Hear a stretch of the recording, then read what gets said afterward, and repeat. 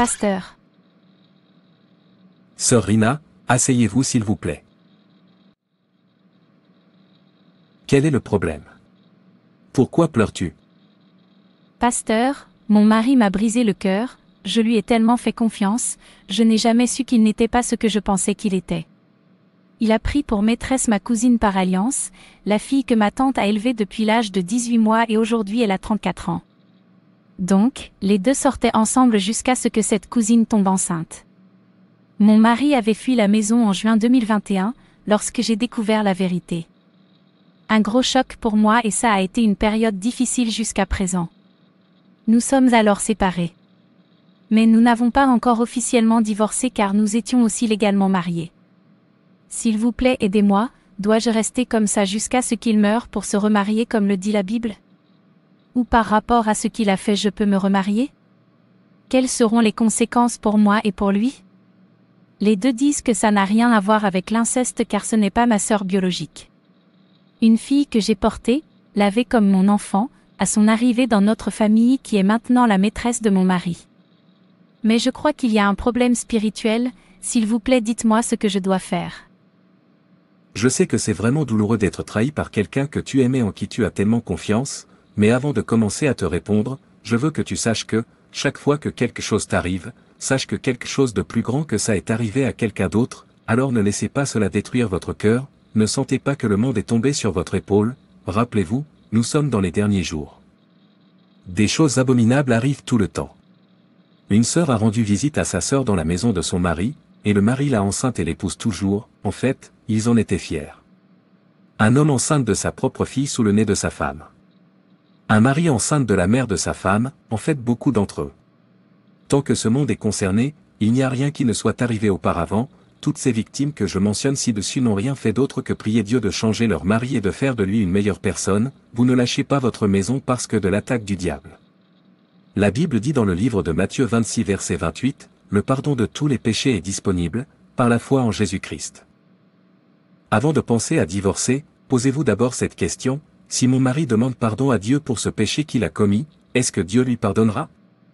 Si Dieu peut lui pardonner ce péché, vous aussi devriez faire de même, Dieu aime les âmes qui pardonnent, nous sommes censés pratiquer le pardon, ne priez pas pour qu'il meure, priez pour que Dieu touche son cœur, pour réaliser son péché et revenez à la maison pour demander pardon, et quand il a pardonné et oublié, vous verrez que votre mariage sera plus doux, et votre âme trouvera la paix, et votre ennemi sera couvert de honte, rappelez-vous, rien n'est impossible devant Dieu. Si vous songez à épouser une autre personne, savez-vous comment cette personne sera? Elle pourrait être pire que celle de votre mari, et vous perdrez toujours le paradis. C'est pourquoi il y a cet adage qui dit, le diable que tu connais vaut mieux que l'ange que tu ne connais pas. Bien que la Bible autorise la séparation en cas de menace pour la vie. Mais dit que si vous vous séparez de votre mari, vous ne devriez pas vous remarier. 1 Corinthiens 7 versets 10 à 11. Aux mariés, ce n'est pas moi, mais le Seigneur que je donne à la femme ne doit pas se séparer de son mari, mais si elle le fait, elle doit rester célibataire, ou bien se réconcilier avec son mari, et le mari ne doit pas répudier sa femme, vous pouvez voir que le mariage est une fois, vous ne vous mariez pas deux fois, si vous voulez aller au paradis, vous pouvez vous séparer mais ne vous remariez pas. Même le divorce n'est pas la volonté de Dieu mais pour l'endurcissement de notre cœur, c'est-à-dire le non-pardon, Matthieu 19 versets 3 à 9, et des pharisiens s'approchèrent de lui et le testèrent en lui demandant, est-il permis de répudier sa femme pour quelque cause? Il répondit, n'avez-vous pas lu que celui qui les a créés dès le commencement les a fait mâle et femelle, et a dit, c'est pourquoi l'homme quittera son père et sa mère, et s'attachera à sa femme, et les deux deviendront une seule chair. Ainsi ils ne sont plus deux mais une seule chair. Ce que Dieu a donc uni, que l'homme ne le sépare pas. Ils lui dirent, pourquoi donc Moïse a-t-il ordonné à quelqu'un de donner un certificat de divorce et de la renvoyer? Il leur dit, à cause de votre dureté de cœur, Moïse vous a permis de répudier vos femmes, mais dès le début il n'en fut pas ainsi. Matthieu 19 verset 8.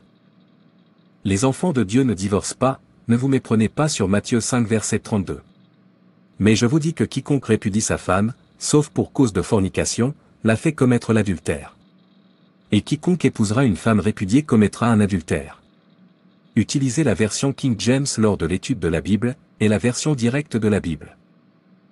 Maintenant, ce mot fornication n'est pas pour les personnes mariées, et Jésus a dit sauf pour la fornication, les personnes mariées ne commettent pas la fornication mais l'adultère. Autrefois, ils ne se mariaient pas comme nous nous marions aujourd'hui. Ils se sont d'abord fiancés. En fait, une fois qu'un enfant est né, ils l'ont déjà fiancé à un partenaire de vie, avant même que l'enfant ne commence à marcher. Tout comme Marie et Joseph, ils ne se sont pas mariés, mais savent qu'ils sont l'un pour l'autre, a dit Jésus, sauf pour la fornication, c'est-à-dire si l'un des fiancés commet la fornication, c'est-à-dire lorsque le divorce s'applique. Vous pouvez voir Joseph essayer de répudier Marie pensant qu'elle a commis la fornication, avant que l'ange n'arrête Joseph. Pour les mariés, pas de divorce, mais une séparation, uniquement lorsque la vie est en danger, c'est-à-dire si votre mari vous bat, vous maltraite, mais dans votre propre cas, il a juste péché contre Dieu et vous. Et son âme est en danger, vous devriez prier pour lui. L'enfer n'est pas un endroit où vous pouvez souhaiter votre ennemi, c'est très terrible. Sauve-le. Si vous êtes un soldat de Dieu, utilisez votre arme, la prière. Et sauvez une âme qui est captive du diable. S'il demande pardon, veuillez lui pardonner. Même s'il n'a pas demandé pardon. Ce n'est pas toi qui le juges. Il sait qu'il rendra compte de la façon dont il a vécu sa vie à la fin. Il sait que s'il n'est pas revenu vers vous et s'est marié avec une autre personne, le ciel n'est pas pour lui. Le mariage, c'est une fois qu'on ne se marie pas deux fois, pour le fait que la Bible ne le permette pas, même nous aussi avons un vœu à tenir. Le vœu que nous faisons sur l'autel de Dieu, pour le meilleur ou pour le pire, dans la maladie et la santé, jusqu'à ce que la mort nous sépare. Avez-vous oublié que Dieu est un Dieu qui respecte l'alliance? Vous ne brisez pas le vœu que vous faites à Dieu. Levez-vous et reprenez votre maison. Le pouvoir est en vous. Libérez simplement votre cœur et priez. Le Seigneur combattra pour vous, et vous n'aurez qu'à vous taire. Exode 14 verset 14.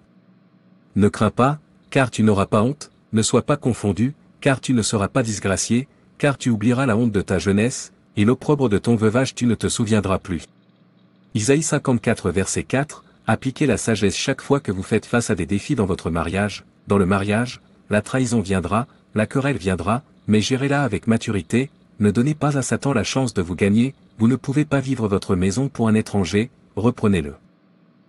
Merci pasteur. N'oubliez pas de laisser tomber tout ce que vous voulez en savoir plus dans la section des commentaires. Merci d'avoir regardé, et n'hésitez pas à vous abonner, aimer et partager.